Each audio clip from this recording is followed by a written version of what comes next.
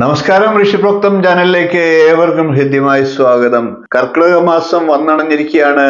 ഒരു പുതുവർഷത്തിന് മുന്നോടിയായിട്ടുള്ള അതിന് തൊട്ടു മുമ്പുള്ള മാസമാണ്. വളരെ പ്രധാനപ്പെട്ട മാസമാണ്. പുതുവർഷത്തിൽ നമ്മുടെ ഐശ്വര്യത്തെ സ്വാധീനിക്കുന്ന ഒരു ഘടകം കൂടിയാണ് കർക്കിടക മാസം. കർക്കിടക മാസത്തിൽ അതുകൊണ്ട് തന്നെ നമ്മുടെ പൂർവികർ ഒരു ചിട്ടവട്ടങ്ങൾ വെച്ചിരുന്നു. അതിനെ സംബന്ധിച്ചൊരു വീഡിയോ കഴിഞ്ഞ ദിവസം ഞാൻ ചെയ്തിരുന്നു. ആ വീഡിയോ കണ്ടിട്ടില്ലാത്തവർ കാണുക.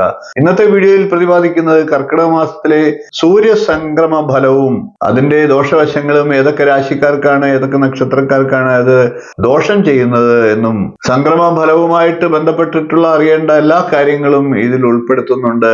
നമുക്ക് വീഡിയോയിലേക്ക് കിടക്കാൻ ചാനൽ ഒന്ന് സബ്സ്ക്രൈബ് ചെയ്യാനും നോട്ടിഫിക്കേഷൻ ഒന്ന് ഓൺ ചെയ്യാനും അഭ്യർത്ഥിച്ചുകൊണ്ട് നമുക്ക് വീഡിയോയിലേക്ക് കിടക്കാം. 2024 ജൂലൈ മാസം 16-ാം തീയതി കർക്കിടകം 1-ാം തീയതി പകൽ 11:21 വിശാഖം നക്ഷത്രം 2-ാം പാദം തുലാക്കൂറിൽ ശംഖയോഗം, കേദാരയോഗം, അധമ്യയോഗം എന്നീ യോഗങ്ങളോടെ ആദിത്യൻ കർക്കിടകൻ രാശിയിലേക്ക് സംക്രമിക്കുകയാണ്, അതായത് പ്രവേശിക്കുകയാണ്. ഈ കർക്കിടക രവി സംക്രമം വിശാഖ നക്ഷത്രക്കാരെ കൂടുതൽ ബാധിച്ചേക്കാം. വിശാഖ നക്ഷത്രക്കാർക്ക് ധനനഷ്ടത്തിന് സാധ്യതയുള്ളതിനാൽ പണം കൈകാര്യം ചെയ്യുമ്പോൾ വളരെയേറെ ശ്രദ്ധിക്കേണ്ടതാണ്. കൂടാതെ മനോവ്യസനത്തിനും ഇടവരാവുന്നതാണ്. കോപവും ദേഷ്യവും മറ്റുള്ളവരോട് ഇടപെടുമ്പോഴും ഒക്കെ വളരെ നന്നായി നിയന്ത്രിക്കേണ്ടതാണ്. കൂടാതെ സന്താനങ്ങളുടെ കാര്യത്തിൽ ചെറിയ ചെറിയ പ്രശ്നങ്ങൾ ഉണ്ടായേക്കാം. ശത്രുക്കളൊക്കെ വർദ്ധിക്കുന്നതാണ്. ഉദ്ദേശിക്കുന്ന കാര്യങ്ങളിലൊക്കെ ചിലപ്പോൾ തടസ്സങ്ങൾ ഉണ്ടായി എന്നും വരാം. എന്നാൽ ആദിത്യൻ ഗോചരവശാൽ ജന്മരാശിയുടെ 10-ാം ഭാവത്തിൽ സഞ്ചരിക്കുന്നതിനാൽ വിശാഖം തുലാക്കൂറുകാർക്ക് കാര്യസിദ്ധി തുടങ്ങിയ ഗുണാനുഭവങ്ങളും പ്രതീക്ഷിക്കാവുന്നതാണ്. ദോഷപരിഹാരമായി ജന്മനക്ഷത്ര ദിവസം ശിവക്ഷേത്രത്തിൽ ദർശനം നടത്തുക. മൃത്യുഞ്ജയാർച്ചന, ജലധാര, കൂവളമാല, പിൻവിളക്ക് എന്നിവയും വിഷ്ണു ക്ഷേത്രത്തിൽ ദർശനം നടത്തി പാൽപായസം, വിഷ്ണുപൂജ എന്നിവയും ദേവീക്ഷേത്രത്തിൽ ദർശനം നടത്തി ഭാഗ്യസൂക്താർച്ചനയും നെയ്വിളക്കും വഴിപാടായിട്ട് നടത്താം. കൂടാതെ രാമായണം പാരായണം ചെയ്യുന്നതും ഉത്തമമാണ്. അശ്വതി, ഭരണി, രോഹിണി, മകയിരം, പൂയം, ആയില്യം, മകം, ഉത്രം, അത്തം, മൂലം, പൂരാടം, ഉത്രാടം, അവിട്ടം, ചതയം, രേവതി എന്നീ നക്ഷത്രക്കാർക്കും സൂര്യസംക്രമ ഫലം അത്ര നല്ലതല്ല. അശ്വതി, ആയില്യം, പൂരാടം എന്നീ നക്ഷത്രക്കാർക്ക് ചില അപകടങ്ങൾക്ക് സാധ്യതയുണ്ട്. അതുകൊണ്ട് തന്നെ വാഹനം കൈകാര്യം ചെയ്യുന്നവരൊക്കെ ഒന്ന് ശ്രദ്ധിക്കുക. അപകടകരമായിട്ടുള്ള എല്ലാ പ്രവൃത്തികളിൽ നിന്നും ഒഴിഞ്ഞു മാറുക. എല്ലാ കാര്യങ്ങളും നന്നായി ശ്രദ്ധിച്ച് ചെയ്യുക. ഭരണി, മകം, ഉത്രാട നക്ഷത്രക്കാർക്ക് രോഗ അരിഷ്ടതകൾ ഉണ്ടാകാനുള്ള സാധ്യതയുണ്ട്. ഈ 3 നക്ഷത്രക്കാരും ആരോഗ്യ കാര്യങ്ങളിൽ ശ്രദ്ധിക്കേണ്ടതാണ്. രോഹിണി, ഉത്രം, അവിട്ടം നക്ഷത്രക്കാർക്ക് അധ്വാന ഭാരം വർദ്ധിക്കാം. മകയിരം, അത്തം, ചതയം എന്നീ നക്ഷത്രക്കാർക്ക് ബന്ധനം എന്ന ദോഷാനുഭവത്തിന് സാഹചര്യമുണ്ട്. അതുകൊണ്ട് ഈ 3 നക്ഷത്രക്കാരും അക്കാര്യങ്ങളിൽ പ്രത്യേകം ശ്രദ്ധിക്കുക. പൂയം, മൂലം, രേവതി എന്നീ 3 നക്ഷത്രക്കാർക്ക് ധനനഷ്ടത്തിനുള്ള സാധ്യതയുണ്ട്. ധനപരമായിട്ടുള്ള കാര്യങ്ങൾ കൈകാര്യം ചെയ്യുന്നവരാണെങ്കിൽ തീർച്ചയായിട്ടും ശ്രദ്ധിക്കുക. നഷ്ടമുണ്ടാകാതെ ശ്രദ്ധിക്കുക. നഷ്ടപ്പെട്ടു പോകാതെ ശ്രദ്ധിക്കുക. കാർത്തിക, തിരുവാതിര, പുണർദം, പൂരം, ചിത്തിര, ചോതി, അനിഴം, തൃക്കേട്ട, തിരുവോണം, പൂരിട്ടാതി, ഉത്രട്ടാതി എന്നീ നക്ഷത്രക്കാർക്ക് കർക്കിടക രവി സംക്രമം അനുകൂലമാണ്. ഇവർക്ക് ഐശ്വര്യം ഉണ്ടാകുന്നതാണ്. ധന ലാഭം ഉണ്ടാകുന്നതാണ്. കർമ്മരംഗം മെച്ചപ്പെടുന്നതാണ്. ഉദ്ദേശിക്കുന്ന പല കാര്യങ്ങളും നടക്കുന്നതാണ്. കർക്കിടക രവി സംക്രമം ദോഷമായിട്ടുള്ളവർ ശിവക്ഷേത്രത്തിൽ ദർശനം നടത്തുക. ശക്തിയുക്തം വഴിപാടുകളെ ചെയ്യുക. കൂടാതെ ജന്മനക്ഷത്ര ദിവസം മഹാവിഷ്ണു ക്ഷേത്രത്തിൽ പാൽപായസം വഴിപാട് നടത്തുക. തുളസിമാല, കദളിപ്പഴ നേദ്യം എന്നിവയും നടത്താവുന്നതാണ്. കൂടാതെ ശിവക്ഷേത്രത്തിൽ ജലധാര, കൂളമാല, മൃത്യുഞ്ജയ മന്ത്രാർച്ചന, പിൻവിളക്ക് എന്നിവയും വഴിപാടായിട്ട് നടത്താവുന്നതാണ്. കൂടാതെ ദേവീ ക്ഷേത്രത്തിൽ ഭാഗ്യസൂക്ത പുഷ്പാഞ്ജലിയും നെയ്വിളക്കും നടത്തുന്നതും ശുഭകരമാണ്. രാമായണം പാരായണം ചെയ്യുന്നതും കർക്കിടക മാസത്തിൽ 4 അമ്പല ദർശനം നടത്തുന്നതും ദോഷപരിഹാരത്തെ നൽകുന്നതാണ്. ദോഷം പറഞ്ഞിട്ടുള്ള നക്ഷത്രക്കാർ ഈ കാര്യങ്ങളിൽ പരമാവധി ചെയ്യുക. വ്യാഴദശയിൽ ബുധാപഹാരത്തിലൊക്കെ ഉള്ളവർക്ക്, ദശാകാലമുള്ളവർക്ക് ഈ കർക്കിടക മാസത്തിലെ സൂര്യസംക്രമം കൂടുതലായി ഗുണഫലത്തെ നൽകാം. കാര്യജയം, ബന്ധുഗുണം, വാക്ചാതുര്യത്തിലൂടെ നേട്ടങ്ങൾ, വിദ്യാഭ്യാസ കാര്യത്തിൽ അഭിവൃദ്ധി എന്നീ ഗുണങ്ങൾ ഉണ്ടാകാം. ഇവരുടെ കൗശല ബുദ്ധിയും നർമ്മബോധവും ഒക്കെ മറ്റുള്ളവരുടെ പ്രീതിക്ക് പാത്രമാകും. എന്നിരുന്നാലും ആരോഗ്യകാര്യത്തിൽ ഇവർക്ക് അശ്രദ്ധ പാടില്ല. സൂര്യന്റെ കർക്കിടക രാശിയിലെ സംക്രമം രാഷ്ട്രീയത്തിലും പരമപ്രധാനമായിട്ടുള്ള സ്വാധീനം സ്വാധീനം ചെലുത്തുന്നതാണ്. കർക്കിടക രവി സംക്രമം ഫലമായിട്ട് രാജ്യത്ത് ഗുണദോഷ സമ്മിശ്രമായിട്ടുള്ള ഫലത്തെയാണ് പറയേണ്ടത്. രാഷ്ട്രത്തിന്റെ സാമാന്യ സ്ഥിതിയിൽ നിന്ന് ചെറിയ നേട്ടങ്ങൾ ഉണ്ടാകുന്നതാണ്. രാജ്യത്തിന്റെ അതിർത്തി പ്രദേശങ്ങളൊക്കെ സുരക്ഷിതമാക്കുന്നതിൽ ഭരണകൂടം കൂടുതലായിട്ട് ശ്രദ്ധ ചെലുത്തുന്നതിനുള്ള സാഹചര്യങ്ങൾ ഉണ്ടാകും. റെയിൽവേ, വാർത്താവിനിമയം തുടങ്ങിയ മേഖലകളൊക്കെ മെച്ചപ്പെടുന്നതാണ്. വിദേശ കാര്യങ്ങളിലൊക്കെ ചിലപ്പോൾ അല്പം തെറ്റുകളൊക്കെ പറ്റി വിപരീത അനുഭവങ്ങളും ഉണ്ടായേക്കാം. നിയമനിർമ്മാണ മേഖലയിലും ശ്രദ്ധേയമായിട്ടുള്ള മാറ്റങ്ങൾ കൊണ്ടുവരും. കേന്ദ്ര സംസ്ഥാന ഭരണകൂടങ്ങളൊക്കെ രാജ്യത്തിന്റെ സാമ്പത്തിക നില മെച്ചപ്പെടുത്താൻ അനുയോജ്യമായിട്ടുള്ള മാറ്റങ്ങൾ കൊണ്ടുവരുന്നതിൽ ശ്രദ്ധിക്കും. രാഷ്ട്രീയ രംഗത്തൊക്കെ ചില അസ്വസ്ഥതകൾ ഉണ്ടായേക്കാം. രാഷ്ട്രീയ രംഗത്തുള്ള ചില വ്യക്തികൾക്കൊക്കെ അധികാരമോഹവും സ്വാർത്ഥ ചിന്തയും വർദ്ധിച്ചേക്കാം.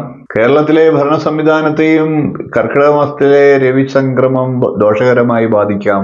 എന്നിരുന്നാലും ഗുണദോഷ സമ്മിശ്രമാണ് എന്ന് തന്നെ പറയണം. കർഷകർക്ക് വേണ്ടി കൂടുതൽ ക്ഷേമ പദ്ധതികളൊക്കെ നടപ്പിലാക്കിയേക്കാം.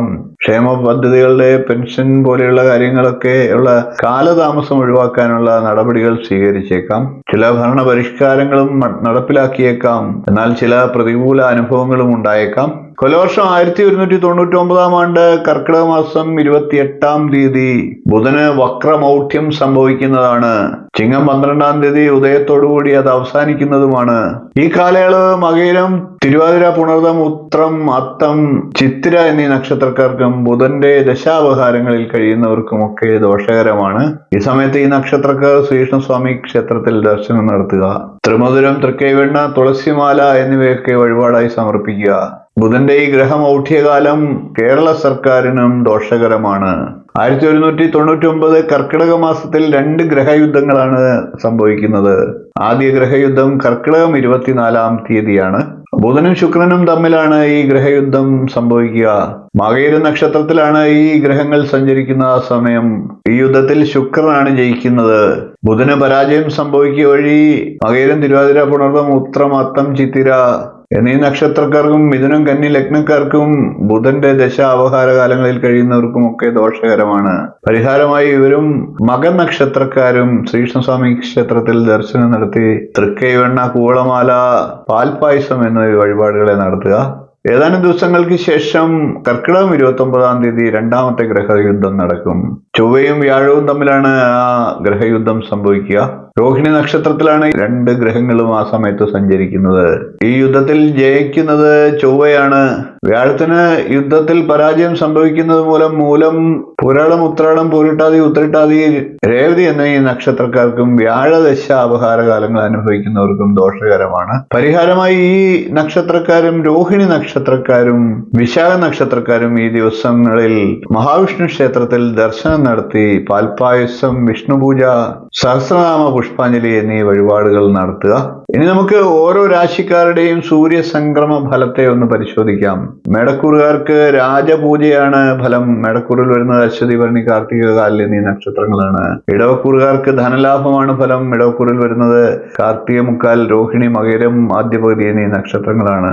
മിഥുനക്കൂറുകാർക്ക് അർത്ഥനാശം അഥവാ ധനനാശമാണ്. മിഥുനക്കൂറിൽ വരുന്നത് മകരത്തിന്റെ 2ാം പകുതി, തിരുവാതിര, പുണർദം, മുക്കാൽ എന്നീ നക്ഷത്രങ്ങളാണ്.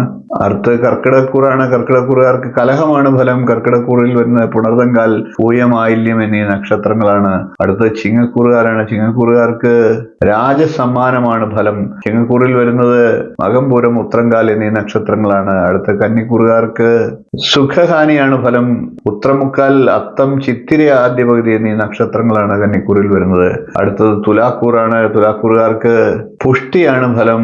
തുലാക്കൂറിൽ വരുന്ന ചിത്തിരയുടെ 2ാം പകുതി, ചോതി, വിശാഖത്തിന്റെ മുക്കാൽ ഭാഗം എന്നീ നക്ഷത്രങ്ങളാണ്. അടുത്തത് വൃശ്ചികക്കൂറാണ്. വൃശ്ചികക്കൂറുകാർക്ക് പരാജയമാണ് ഫലമായി പറയേണ്ടത്. വൃശ്ചികക്കൂറിൽ വരുന്നത് വിശാഖത്തിന്റെ കാൽഭാഗം, അനിഴം, തൃക്കേട്ട എന്നീ നക്ഷത്രങ്ങളാണ്. അടുത്തത് ധനുക്കൂറാണ്. ധനുക്കൂറുകാർക്ക് ജയമാണ് പറയേണ്ടത്.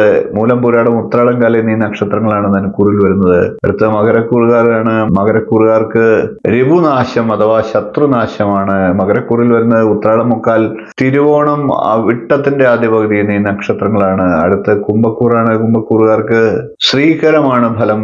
കുംഭക്കൂറിൽ വരുന്നത് അവിട്ടത്തിന്റെ 2ാം പകുതി, ചതയം, പൂരിട്ടാതി, മുക്കാൽ ഭാഗം എന്നീ നക്ഷത്രങ്ങളാണ്. അടുത്തത് മീനക്കൂറാണ്. മീനക്കൂറുകാർക്ക് പ്രാണഭയമാണ് ദോഷഫലം. മീനക്കൂറിൽ വരുന്നത് പുരുട്ടാതിയുടെ കാൽഭാഗം, ഉത്രട്ടാതി, രേവതി എന്നീ നക്ഷത്രങ്ങളാണ്. ഇനി നമുക്ക് ഓരോ നക്ഷത്രക്കാർക്കും സൂര്യസംക്രമ ഫലം പറഞ്ഞിട്ടുള്ളത് ഒന്ന് നോക്കാം. അശ്വതിക്കാർക്ക് അപകടമാണ്, ഭരണിക്കാർക്ക് രോഗവും, കാർത്തികയ്ക്ക് ലാഭവും, രോഹിണിക്ക് ധനലാഭവും, മകയിരംകാർക്ക് ബന്ധനവും, തിരുവാതിരക്കാർക്ക് ധനലാഭവും, പുണർതംകാർക്ക് ഐശ്വര്യവും, പൂയംകാർക്ക് അർത്ഥനാശവും, ഐല്യം നാളുകാർക്ക് അപകടവും, മകം നാളുകാർക്ക് രോഗവും, പൂരം നാളുകാർക്ക് ലാഭവും, ഉത്രനാളുകാർക്ക് അധ്വാനവും, അത്തം നാളുകാർക്ക് ബന്ധനവും, ചിത്തിര നാളുകാർക്ക് ധനലാഭവും, ചോതി നാളുകാർക്ക് ഐശ്വര്യവും, വിശാഖം നാളുകാർക്ക് അർത്ഥനാശവും, അനിഴം നാളുകാർക്ക് ധനലാഭവും, തൃക്കേട്ട നാളുകാർക്ക് ഐശ്വര്യവും, മൂലം നാളുകാർക്ക്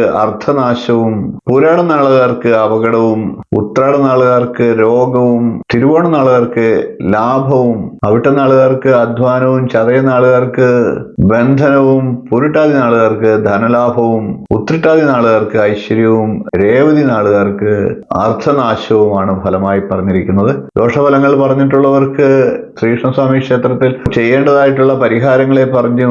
ആ പരിഹാരങ്ങളൊക്കെ ചെയ്യുക, ദോഷങ്ങളെ ഇല്ലാതാക്കാനായിട്ട് സാധിക്കും.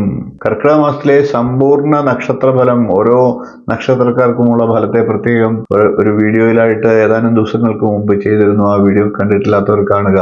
അത് പൊതുവായിട്ടുള്ള ഗ്രഹസ്ഥിതിയും എല്ലാം വെച്ചുകൊണ്ടുള്ള ഫലമാണ്. ഇത് സൂര്യസംക്രമ ഫലം മാത്രമാണ്. അതുമായിട്ട് ബന്ധപ്പെട്ടിട്ടുള്ള ഗ്രഹമൗഢ്യവും ഗ്രഹങ്ങളുടെ യുദ്ധവും ഒക്കെ ഫലത്തിൽ ചേർത്തുകൊണ്ടാണ് ഇത് പ്രതിപാദിച്ചിരുന്നത്. ഇത് പൊതുവായിട്ടുള്ള ഫലമാണ്. കൂടുതൽ കാര്യങ്ങൾ അറിയേണ്ടവർ ആ വീഡിയോ കാണുക. വീഡിയോ ഇഷ്ടപ്പെട്ടുവെങ്കിൽ ഒന്ന് ലൈക്ക് ചെയ്യുക, ഷെയർ ചെയ്യുക, ചാനൽ ഒന്ന് സബ്സ്ക്രൈബ് ചെയ്യുക, നിങ്ങളുടെ അഭിപ്രായം കമന്റായിട്ട് അറിയിക്കുക. ഇനിയും ഇതുപോലുള്ള നല്ല നല്ല വിഷയങ്ങളുമായി വീണ്ടും നമുക്ക് കാണാം. നന്ദി, നമസ്കാരം, ശുഭദിനം.